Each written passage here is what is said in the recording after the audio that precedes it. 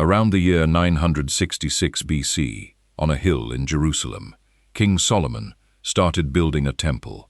It took him 7 years, and the men who wrote down how it was built kept coming back to one detail, which is that the whole thing went up almost in silence. Stone arrived at that hill already cut, cedar arrived already shaped. Thousands of laborers moved across the platform, hauling and setting blocks, and the first book of Kings, chapter 6, verse 7, puts it like this: "The house, when it was in building, was built of stone made ready before it was brought thither, so that there was neither hammer, nor axe, nor any tool of iron heard in the house, while it was in building." That is a strange thing for a builder's record to brag about.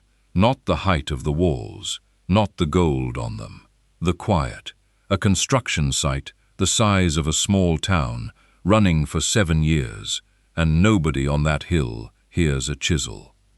And the same record tells you how many people were up there, which is what makes the silence hard to picture. Chapter 5 gives you the payroll, a levy of 30,000 men raised out of Israel and sent up to Lebanon in shifts of 10,000 a month, 70,000 more carrying loads, 80,000 cutting in the mountains. Hiram, the king of Tyre, felling cedar and fir, and floating the timber down the coast in rafts to the spot Solomon picked out. The building itself is small next to that crowd, about 90 feet long by 30 wide, and it still takes 7 years. So put both halves of it together, nearly 200,000 men on the job, timber coming in by sea from another kingdom, 7 years of continuous work, and the proudest line in the record is that if you had stood on that hill, you would have heard almost nothing. Your Bible states the silence, and then walks away from it. It never explains it. There is one ancient book that does explain it, at enormous length, and the explanation is that the workforce on that hill was not entirely human. This is the testament of Solomon, the king who commanded demons to build the temple. Tonight we read it properly. 7 interrogations, in the order the king ran them, because this book is not a story, it is a transcript. Stay for the 5th, because the 5th interrogation quietly tells you what the whole book was really for, and it is not what you are expecting. And stay for the 7th, because the 7th ends with 2 demons carrying a stone that 1,000 men could not lift, and the text tells you exactly where they put it down. If buried books are your kind of thing, subscribe now. The Codex is long, and we are opening the first file tonight. The building site and the boy with the thumb.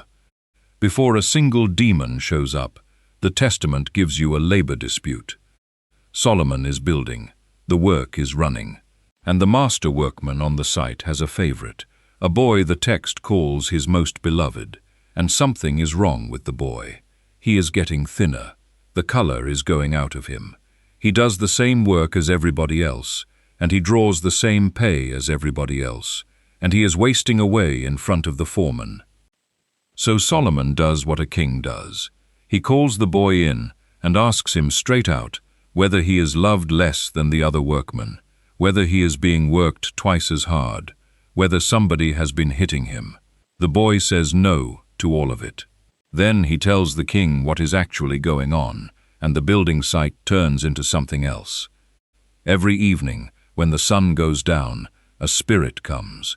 It takes half the boy's wages and half his food, and then, in the boy's own words in Conybear's translation, it sucks the thumb of his right hand. Every night. That is why he is thin. Hold on to how small that is. A thing that turns up at dusk, takes half your money, and drinks from your thumb. The testament of Solomon opens on wage theft. Solomon goes into the unfinished temple and prays, and the answer arrives by hand. The archangel Michael comes to him and gives him a ring. The text is precise about the object, a little ring with a seal, and the seal is a carved stone. Michael tells him what it is for. With this ring you shall lock up all the demons of the earth, male and female, and with their help you shall build Jerusalem. That one instruction is the hinge the whole book swings on. Michael does not say destroy them. He does not say cast them out. He says lock them up and then use them. Heaven, in this book, hands a king a labor solution. Now watch what Solomon does with it, because it tells you what kind of story you are in. He does not go and face the spirit himself. He gives the ring to the boy. He tells him, tonight, when it comes for your thumb, throw this at its chest and say, Solomon calls you. And the boy does it.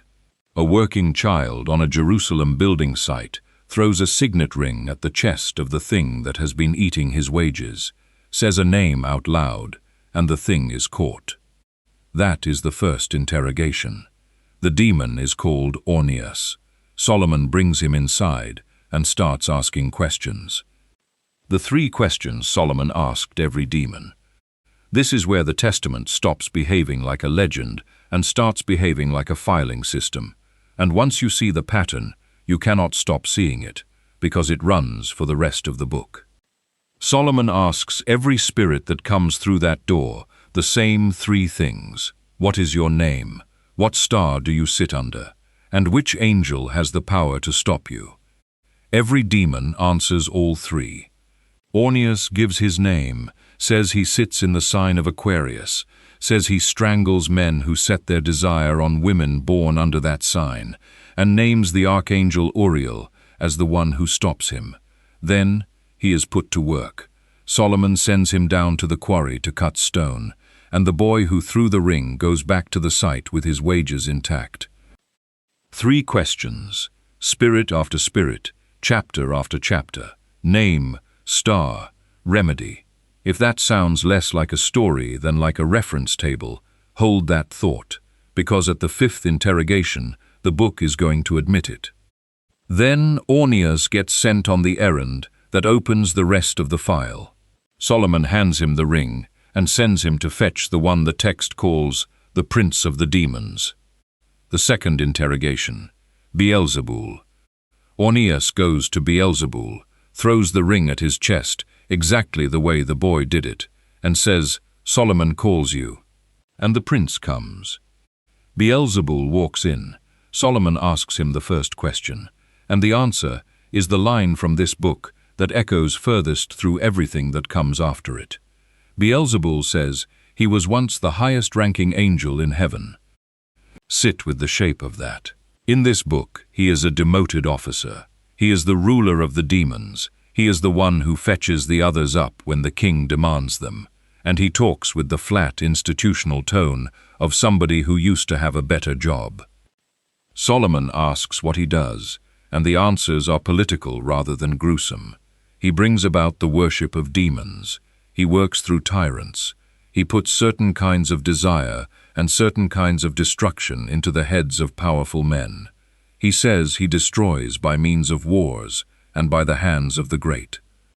Then Solomon asks the 3rd question. Beelzeboul names the one who stops him, and the king puts the prince of demons on the work rota. He is set to cut blocks of Theban marble. Anyone arriving here from a Sunday school Beelzebub, lord of the flies, 2nd in the hierarchy of hell, has to adjust. In the Testament, that entity is real and dangerous, and spends the middle of the book quarrying stone for a building project on the orders of a man with a ring, which is a good moment for the honesty this channel runs on. Where does that name actually come from? Beelzeboul is not invented here. He walks in out of the 2nd book of Kings, chapter 1, where the king of Israel sends messengers to inquire of Baal-zebub, the god of Ekron, a real Philistine city on the coastal plain. The Gospel of Matthew, chapter 12, has Jesus accused of casting out demons by Beelzebub, the prince of the devils.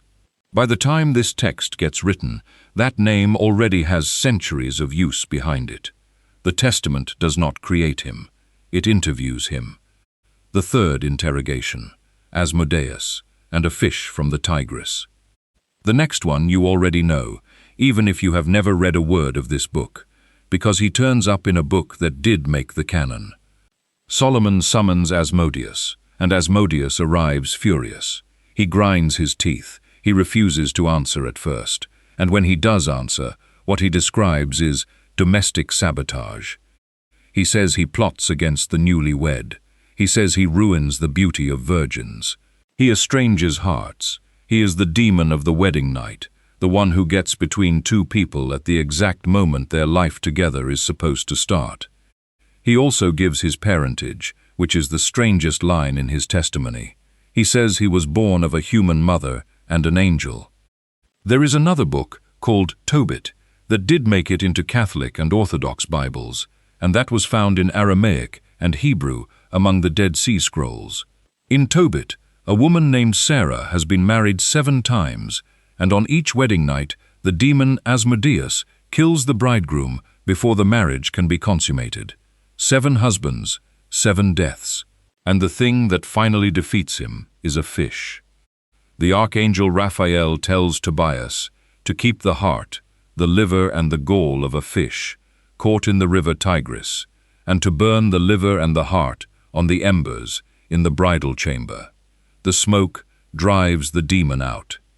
The Testament of Solomon knows this. When Solomon puts the 3rd question to Asmodeus, the answer names the archangel Raphael, and then adds the detail that ties the 2 books together across the canon line: the liver and gall of a fish, smoked over coals. 2 texts, in 2 languages, on 2 sides of that line, agreeing on the same demon, the same angel, and the same fish. Then Solomon binds him and gives him a job, and the job is picked as a humiliation. Asmodeus, who wrecks marriages, is set to mold the clay for the temple's vessels. Later he complains about it, and the king has 10 jars of water poured over him. The 4th interrogation. Onoskelis, in the ravine. The 4th one is short, and it is here for a reason that lands in a minute. Onoskelis comes up in the shape of a woman with a beautiful complexion, and the text is careful about what is wrong with her. Her legs are the legs of a mule. She says she lives in caves and cliffs and ravines. She says she turns men off their natural course, and she describes herself moving around by moonlight, strangling and misleading. Solomon asks her where she came from, and here the manuscripts start to disagree with each other. Her account of her own origin involves a voice, an echo, something heard rather than born, and the Greek copies do not carry it the same way. That is worth saying out loud instead of smoothing over, because of what it tells you about the object we are reading. This was never one clean book delivered whole.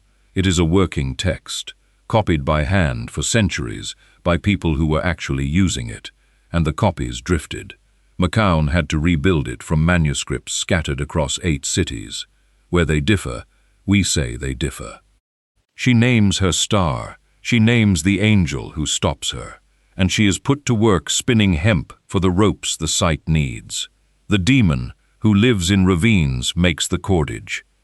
4 spirits, 4 interviews, 4 job assignments, and by now you may have noticed that these demons are turning into entries. Which brings us to the interrogation I told you to stay for. The 5th interrogation. Obizuth, and what this book actually is. A head comes into the room. That is the description. Obizuth arrives as a head with wild hair, and the text says her limbs are not visible. Solomon asks the first question, and she will not give her name. When she finally does answer, she says the worst thing in the book. She says she goes about at night. She says she visits women in childbirth. She says she strangles newborn children. She says she does not let a single night pass without going to a house where a child has just been born, and that when she cannot kill, she blinds or deafens instead. Solomon asks the 3rd question, and she answers it. She names the angel whose name defeats her. That answer is the moment this book stops being a story about a king. Look at what 5 interrogations have actually built: a demon's name, the exact harm it does, the exact hour and place it does it in, and the exact word that stops it. That is a lookup table. Somebody was meant to find the entry that matched their emergency and use the name inside it. We are not guessing at that, and the evidence sits in museum cases today. From the Byzantine East, there survive small bronze and lead amulets, made to be worn on the body, and one of the most common designs on them shows a rider on horseback spearing a female demon lying on the ground. A number of them are stamped with the words "Seal of Solomon." They were worn by pregnant women and hung over newborns. The threat they name is the threat Obizuth just described. She does not stop there either. The child-killing demon in this chapter keeps surfacing in later Greek tradition under other names, most stubbornly as Gilu, and the rider on those amulets is sometimes identified as a saint and sometimes as Solomon himself. Same threat, same countermeasure, worn against the skin for centuries after this text was written. And further east, out of Mesopotamia, there are the Aramaic incantation bowls. Hundreds of them survive, from roughly the 5th to the 7th century, ordinary clay bowls written on the inside in spiraling ink and buried upside down under the floors of houses. They name demons. They name the angels who bind them. Solomon turns up on some of them by name. So the Testament of Solomon is the reference volume behind a real practice that real people paid real money for, wore against their skin, and buried under their own floors, because there was a newborn in the house and they were frightened. That is a colder fact than the legend, and a more interesting one. Which is why the 6th interrogation is not one demon at all. The 6th interrogation, the 7 of the Pleiades, and the 36. They come in together, bound as a group, and the text says they are the Pleiades. 7 spirits, and Solomon makes them name themselves one at a time, in order.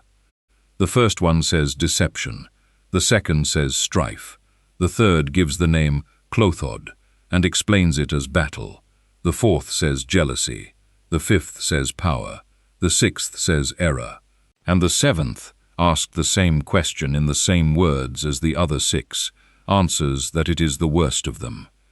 Each of them then states what it does, and each names the angel who stops it.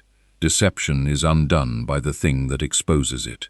Strife is undone by what settles it. The pattern holds all the way down the line. Then the file gets much bigger. Later in the book, Solomon summons the 36 decans, the spirits the text calls heavenly bodies and rulers of this world of darkness, one for each 10-degree slice of the zodiac.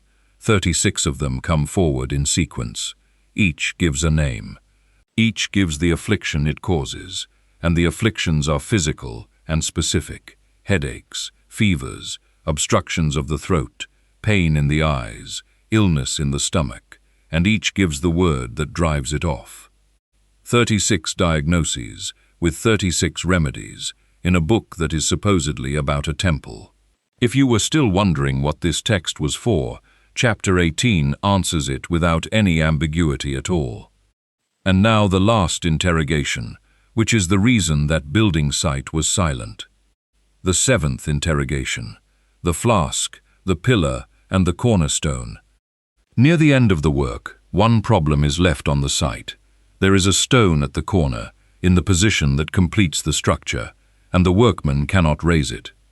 Solomon has heard about a spirit in Arabia, a wind demon called Ephippas, and he already knows what a wind can do on a building site, because he has interrogated one before.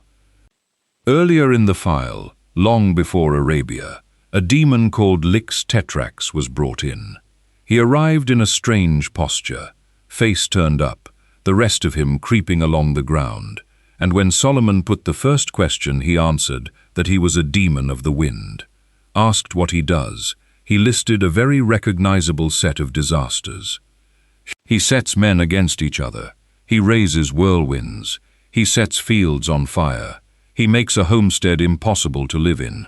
And he brings on a particular fever, the half-tertian, the one that comes back every day and a half. He named the archangel who stops him. Then Solomon gave him a job, and it is the most practical assignment in the book. The masons were working at height by then, on the upper courses of the temple, and hauling stone up to them was slow. So the king ordered the wind to throw the blocks up to the men on the scaffolding. Picture that on the site. Stone going up through the air to workmen standing on the walls, thrown by something nobody can see. Which is quietly the second answer to the question we started with, because a block that never touches a hoist never makes a sound. So when the cornerstone defeats the entire crew, Solomon already knows what to send for. He sends a servant out with two things, the ring and a leather flask, and the instruction is to hold the flask open in front of the wind, hold up the ring, and say the name. The servant does it, the wind goes into the skin, and the flask is tied shut. A demon gets carried back to Jerusalem in a bag. Ephippas is brought in front of the king and interrogated like every spirit before him. Name, star, the angel who stops him. Then he is asked what he can do, and he says he can move mountains, carry houses from one place to another, and bring down kings. Solomon walks him to the corner where the stone is waiting and tells him to lift it. Ephippas raises the stone that a sight full of men could not shift and sets it exactly where the king wants it, at the corner of the temple, finishing the entrance. Then Ephippas is asked, what else is out there? And he gives up one more name. He says, there is a spirit in the Red Sea who is bound and who can be brought up. Solomon sends for him. The one who comes is Obizuth, and his testimony is the biggest claim in the whole book. He says he was in the first heaven. He says he has one wing, and he says he was in Egypt, that he was the one who hardened Pharaoh's heart, that he chased Israel to the sea and got caught there when the water came back, and that he has been held under a pillar in the Red Sea ever since. Ephippas and Obizuth go together, and between them they bring that pillar up out of the water and carry it to Jerusalem, and the text says, it is left hanging in the air. That is the end of the construction. A wind out of Arabia caught in a wineskin, and a one-winged spirit out of the Exodus, setting the last stone on the house of God. And this is where the honesty comes in, because this channel does not let implication do the lying for it. There is no archaeology for any of this. There is no confirmed physical remnant of Solomon's temple at all, and the enormous blocks you can go and put your hand on in the retaining wall of the Temple Mount today are Herodian, from roughly 1,000 years later. What you can go and stand in are the fortifications at Hazor, at Megiddo, and at Gezer, the three cities the first book of Kings, chapter 9, verse 15, lists together in one line as places Solomon built. The gates are still there. Archaeologists still argue about their dating. But the stones are real. The verse names those three cities in one breath, and you can walk through all three of them. Before the last door tonight, the receipts, spoken aloud as always. The translation quoted throughout this episode is F.C. Conybeare's English version of the Testament of Solomon, published in the Jewish Quarterly Review in 1898, public domain, free to read tonight. The scholarly edition is Chester Charlton McCown's, from 1922, and its full title tells you where this book physically lives, because he built the text out of manuscripts at Mount Athos, Bologna, Holcombe Hall, Jerusalem, London, Milan, Paris, and Vienna. The canonical anchors quoted are the first book of Kings, chapters 5, 6, and 9, the second book of Kings, chapter 1, Matthew, chapter 12, and the book of Tobit, chapters 6 and 8. And the dating, honestly. The Greek text as we have it gets placed somewhere between the 1st and the 4th century of the Christian era, with older material inside it. Solomon did not write it. Nobody serious argues that he did. What it preserves is what people around the ancient Mediterranean actually believed about demons, in their own words, in list form. One request, attached to one promise. The moment this channel passes 1,000 subscribers, YouTube unlocks links in the description, and from that day, every text, every translation, and every manuscript named here gets linked under every episode. If you want this library one click away instead of one search away, subscribing is how it gets built. And leave me a verdict in the comments. 7 spirits were interrogated tonight, and there are dozens more in this text alone, before we even open the lesser key. Tell me who gets the next file, Beelzeboul, for the full account of the highest angel who fell, or Asmodeus, the one who followed Solomon out of this book and into a Bible that kept him. The complete guide to all 72 spirits of the Ars Goetia lands this Saturday, and it starts where tonight ended. The Last Door. We began on a hill in Jerusalem, around 966 BC, on a building site that ran for 7 years and made almost no sound, and we asked why a builder's record would brag about silence. The Testament of Solomon gives you an answer. The answer is that the labor was compelled, that it came up one at a time and got asked its name and its star and its remedy, and that the last stone was set by a wind carried in a leather bag.